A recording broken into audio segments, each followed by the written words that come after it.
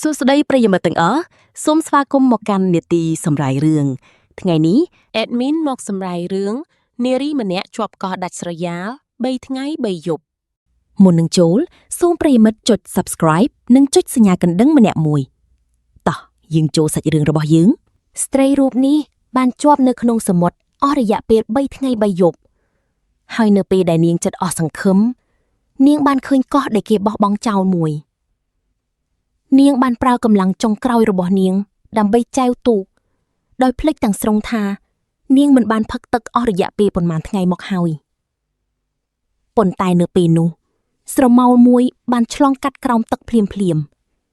នាងងាកមើលទៅឃើញតែកន្ទុយត្រីការប៉ះទង្គិចលើកទី2របស់សត្វយក្សនេះក៏បានបណ្ដាលឲ្យទូកអតិផរណាញ័រយ៉ាងខ្លាំងខណៈដែលនាងឆ្ងល់ត្រីឆ្លាមសដ៏ធំមួយដែលមានទម្ងន់ប៉ុន្មានតោនបានលេចឡើងភ្លាមហើយខំទូកកាយ៉ាក់យ៉ាងខ្លាំងស្ត្រីរូបនេះបានភ័យស្លន់ស្លោភ្លាមដោយសារទូកអតិផរណាបានធ្លាក់ចុះក្នុងល្បឿនដែលអាចមើលឃើញដោយភ្នែកទទេ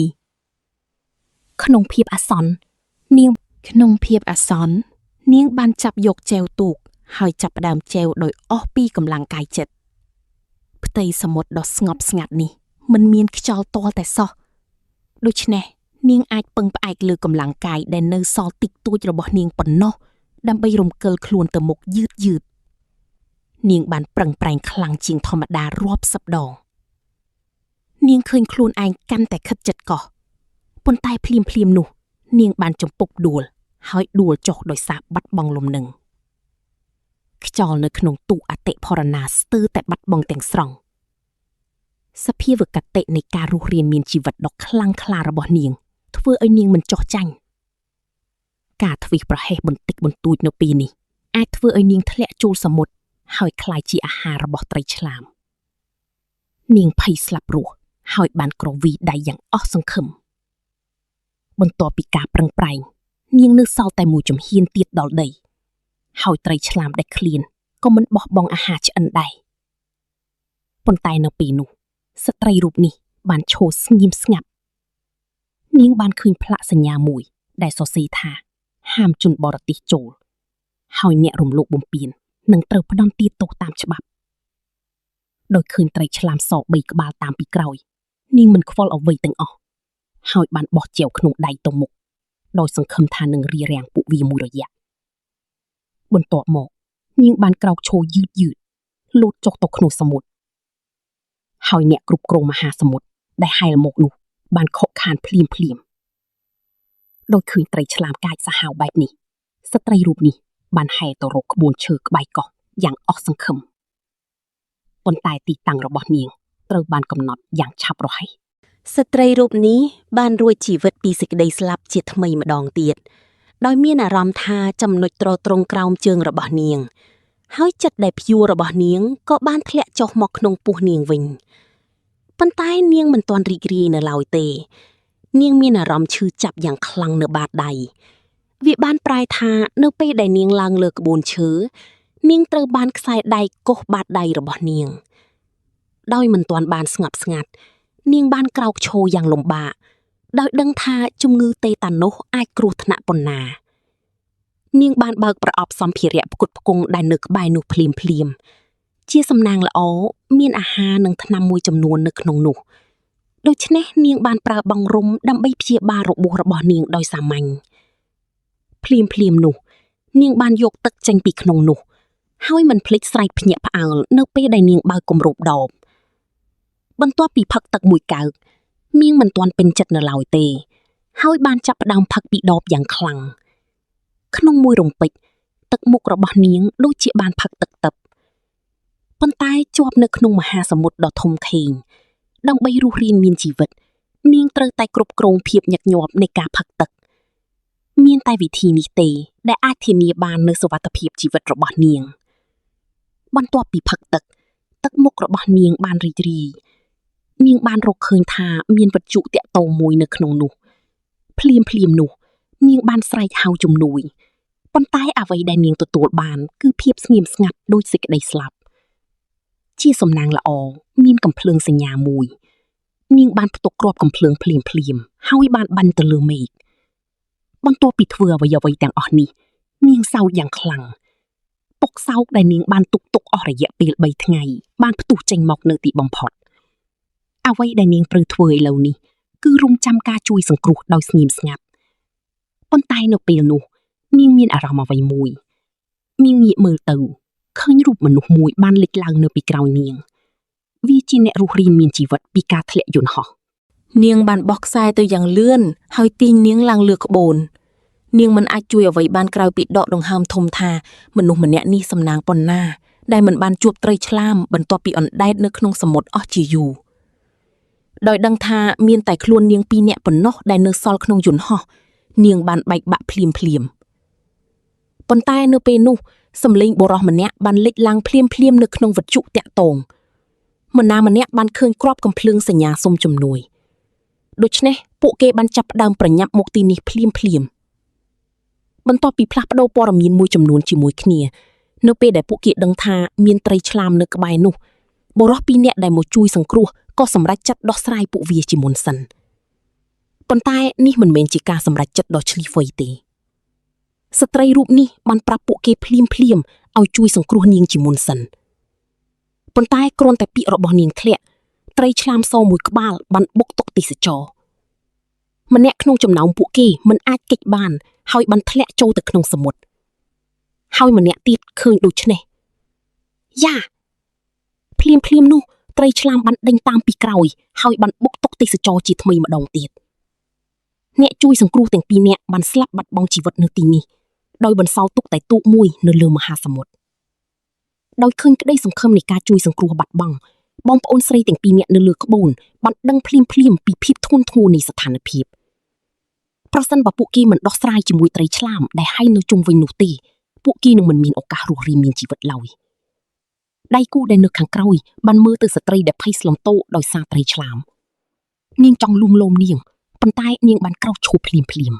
បន្ទាប់មកនាងបានលោតចុះទៅក្នុងមហាសមុទ្រដោយមិនស្ទាក់ស្ទើរដៃគូរបស់នាងបានភ្ញាក់ផ្អើលយ៉ាងខ្លាំងចំពោះទិដ្ឋភាពនេះប៉ុន្តែស្ត្រីរូបនេះមិនត្រឹមតែមិនបានកាត់បន្ថយល្បឿនទេថែមទាំងបានក្រវីដៃយ៉ាងខ្លាំងបណ្ដាលឲ្យរលកបែកខ្ចាយភ្លាមនោះសំឡេងដ៏ធំបានធ្វើឲ្យត្រីឆ្លាមត្រឡប់មកវិញដោយឃើញខ្លួនឯងនឹងក្លាយជាអាហារនាងបានបង្ខំខ្លួនឯងឲ្យស្ងប់ស្ងាត់នៅពេលដែលមាត់ត្រីឆ្លាមជិតមកដល់នាងបានចាប់ផ្ដើមរំកិលខ្លួនបន្តិចម្ដងបន្ទាប់មកនាងបានទ្រទ្រង់ខ្លួនលើក្បូនដោយដៃទាំងពីរក្នុងពេលតែមួយនៅពេលនោះដៃគូរបស់នាងក៏បានមើលឱកាសហើយបានទាញខ្សែក្នុងដៃភ្លាមថ្មរាប់ពាន់គីឡូក្រាមបានធ្លាក់ពីលើចុះមកហើយបានធ្លាក់ចំក្បាលត្រីឆ្លាមសមួយក្បាលដោយមានការសហការគ្នាយ៉ាងល្អឥតខ្ចោះពីអ្នកទាំងពីរពួកគេបានកម្ចាត់អ្នកគ្រប់គ្រងមហាសមុទ្រម្នាក់បានដោយជោគជ័យប៉ុន្តែវិបត្តិមិនទាន់បានកន្លងផុតទៅទេឈាមដែលហូរចេញពីផ្ទៃសមុទ្របានធ្វើឲ្យត្រីឆ្លាម2ក្បាលដែលនៅសល់កាន់តែកាចសាហាវដោយមានបំណងចង់ផ្ដួលក្បូនប្រសិនបើពួកគេមិនយល់ព្រមដូច្នេះស្ត្រីរូបនេះបានសម្រេចចិត្តធ្វើវាម្ដងទៀតប៉ុន្តែនៅពេលនោះមិនមានថ្មនៅលើជម្រាលទៀតទេអ្នកទាំងពីរបានភ័ន្តច្រឡំភ្លាមប្រសិនបើពួកគេមិនរកវិធីផ្សេងទេពួកគេប្រហែលជានឹងស្លាប់ក្នុងពេលឆាប់នេះនៅពេលដែលនាងមិនដឹងថាត្រូវធ្វើអ្វីនាងបានរកឃើញថាមានកំភ្លើងត្រីឆ្លាមមួយអាមអន្តែកមកលើផ្ទៃសមុទ្រនាងបានក្រោកឈរភ្លាមដោយចង់ចុះទៅក្នុងសមុទ្រម្ដងទៀតដើម្បីយកវាមកវាល្អប្រសើរជាងការរងចាំសេចក្តីស្លាប់ដោយស្ងៀមស្ងាត់ដើម្បីបិទបាំងទង្វើរបស់មិត្តនាងដែលលោតទៅស្លាប់ដៃគូរបស់នាងបានរើសថ្មមួយចំនួនពីគែមកោះហើយបានបង់រុំប្រឡាក់ឈាមមួយបន្ទាប់មកនាងបានបោះវាទៅឆ្ងាយនៅពេលដែលថ្មធ្លាក់ចូលទៅក្នុងសមុទ្រភ្លាមទឹកដែលបែកខ្ចាយក៏បានទាក់ទាញចំណាប់អារម្មណ៍របស់ត្រីឆ្លាមភ្លាមឆ្លៀតឱកាសនេះនាងបានលោតចូលទៅក្នុងសមុទ្រយ៉ាងប្រញាប់នាងត្រូវតែបំពេញបេសកកម្មនេះមុនពេលត្រីឆ្លាមមានប្រតិកម្មប្រសិនបើនាងបរាជ័យនាងអាចស្រមៃមើលថាលទ្ធផលរបស់នាងនឹងអាក្រក់ប៉ុណ្ណាប៉ុន្តែអ្នកណាទៅដឹងថានៅពេលដែលនាងទើបតែចាប់កំភ្លើងត្រីហើយត្រៀមនឹងត្រឡប់មកវិញត្រីឆ្លាមមួយក្បាលបានធំក្លិនអ្វីដែលគួរឲ្យសង្ស័យហើយបានងាកមករកនាងភ្លាម ដៃគូរបស់នាងនៅលើក្បូនបានស្រែកប្រាប់នាងភ្លាមខណៈដែលកាន់កំបិតមួយយ៉ាងណែនក្នុងករណីចាំបាច់ប៉ុន្តែទោះជានាងហែលយ៉ាងណាក៏ដោយក៏នាងមិនអាចតាមទាន់ល្បឿនត្រីឆ្លាមមួយភាគ10ក្នុងទឹកដែរក្នុងមួយរំពេចចម្ងាយរវាងអ្នកទាំងពីរបានរួមតូចយ៉ាងខ្លាំងក្នុងគ្រាអាសន្នដៃគូរបស់នាងបានស្រែកខ្លាំងហើយបានលោតចូលទៅក្នុងសមុទ្រដោយមិនស្ទាក់ស្ទើរដោយប្រើខ្លួននាងជានុយហើយបានឈរនៅពីក្រោយនាងទោះបីជានាងមានកំបិតតូចមួយសម្រាប់ការពារខ្លួនក៏ដោយក៏នាងនៅតែមិនអាចទប់ទល់នឹងការវាយប្រហារលួចលាក់របស់អ្នកគ្រប់គ្រងមហាសមុទ្របានដែរឈាមបានប្រឡាក់ទឹកសមុទ្រជុំវិញភ្លាមនោះពេលដែលអ្នកទាំងពីរបានអណ្ដែតឡើងលើផ្ទៃទឹកពួកគេបានឡើងលើក្បូនមុនពេលត្រីឆ្លាមស៊ីទាំងស្រុងពួកគេគិតថាពួកគេបានរួចផុតពីគ្រោះថ្នាក់ប៉ុន្តែទស្សនភាពនៅភាគមុខពួកគេបានធ្វើឲ្យស្ត្រីរូបនេះដកដង្ហើមវែងដៃគូរបស់នាងមានរបួសដ៏ធំមួយនៅលើជើងរបស់នាងដោយឃើញស្ថានភាពធ្ងន់ធ្ងរបែបនេះនាងមិនបានស្ទាក់ស្ទើរឡើយហើយបានយកបង់រំចេញពីប្រអប់សម្ភារៈផ្គត់ផ្គង់ដែលនៅក្បែរនោះយ៉ាងលឿនហើយបានបង់រំវានៅត្រគាករបស់នាងប៉ុន្តែប្រតិបត្តិការនេះមិនត្រឹមតែមិនបានជួយអ្វីទេថែមទាំងបានពន្លឿនការរាប់ថយក្រោយនៃការស្លាប់របស់ដៃគូរបស់នាងទៀតផងត្រឹមតែប៉ុន្មានវិនាទីប៉ុណ្ណោះនាងបានស្លាប់ដោយសារបាត់បង់ឈាមច្រើនពេកការស្លាប់របស់ដៃគូរបស់នាងបានធ្វើឲ្យនាងបាក់ទឹកចិត្តយ៉ាងខ្លាំងប៉ុន្តែអ្នកដែលស្លាប់បានទៅហើយអ្នកដែលនៅរស់ត្រូវតែរឹងមាំបន្ទាប់ពីមួយរយៈធំនាងបានស្ងប់ចិត្តវិញហើយសម្រេចចិត្តរស់រានមានជីវិតដោយវិធីណាក៏ដោយយកតាមបំណងប្រាថ្នារបស់ដៃគូរបស់នាងប៉ុន្តែនៅពេលដែលនាងគិតពីរបៀបដែលនាងបានរស់រានមានជីវិតភ្នែករបស់នាងដែលមើលទៅត្រីឆ្លាមបានពោពេញទៅដោយកំហឹងនាងមិនមែនជាមនុស្សថ្លៃថ្នូរទេប្រសិនបើនាងមិនសងសឹកនេះគំនឹកដ៏ក្លាហានមួយលេចឡើងភ្លាមនាងបានចាប់យកកំភ្លើងត្រីដែលនាងបានទទួលពីដៃគូដែលបានលះបង់របស់នាងហើយបានយកប្រេងសាំងមួយធុងចេញពីប្រអប់សម្ភារៈផ្គត់ផ្គង់បន្ទាប់មកនាងបានចងខ្សែទៅនឹងក្បាលព្រួញហើយចុងម្ខាងទៀតត្រូវបានភ្ជាប់ទៅនឹងបង្គោលទង់ជាតិរបស់ក្បូនបន្ទាប់មកនាងបានកាន់កំភ្លើងត្រីហើយទាត់ទឹកដោយជើងរបស់នាងជាបន្តបន្ទាប់ដោយមានការតាក់ទាញពីផ្លូវដ៏ធំរបស់នាងត្រីឆ្លាមដែលលាក់ខ្លួននៅកន្លែងងងឹត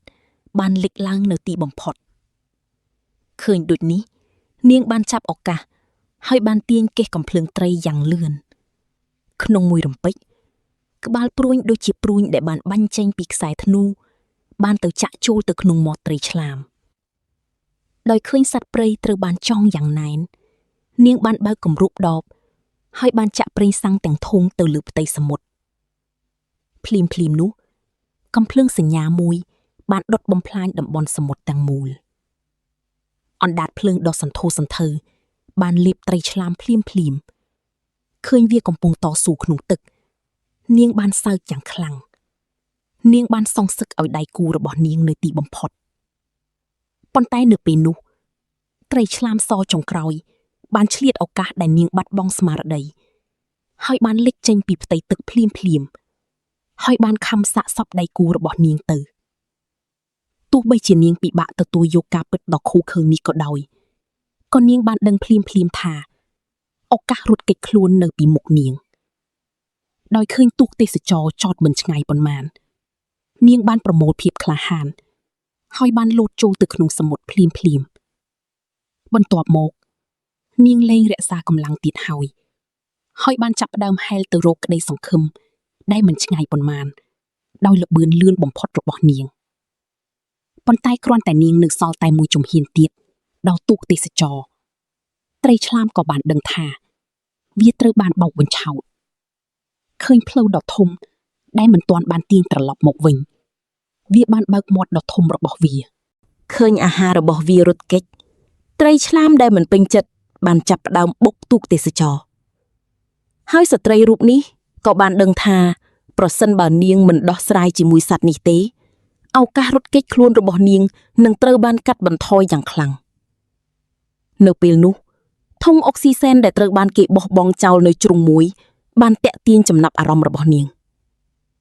បានឃើញក្តីសង្ឃឹមនៃការរស់រានមានជីវិតភ្លាម ដូច្នេះនាងបានប្រើកាសែតដើម្បីចងកំបិតទៅនឹងគូតរបស់នាងរួចរងចាំឲ្យត្រីឆ្លាមសលោតចេញពីទឹកហើយវាយប្រហារនាងបានវាយទួនវិសក្នុងដៃទៅនឹងកដបភ្លាមគ្រាន់តែនៅក្រោមឥទ្ធិពលនៃនិច្ចលភាពធុងអុកស៊ីសែនដែលមានទំហំប៉ុនផ្លូវបានលោតចេញភ្លាមមួយវិនាទីបន្ទាប់មកកម្លាំងប៉ះទង្គិចដ៏ខ្លាំងក្លាបានថំលុះក្បាលត្រីឆ្លាមនៅទីបំផុតវិបត្តិទាំងអស់ត្រូវបានដោះស្រាយនាងបានសោយយ៉ាងខ្លាំងកង្វល់ជាច្រើនថ្ងៃរបស់នាងក៏បានរលាយបាត់ទៅជាពពុះនៅពេលនេះជោគជ័យហើយ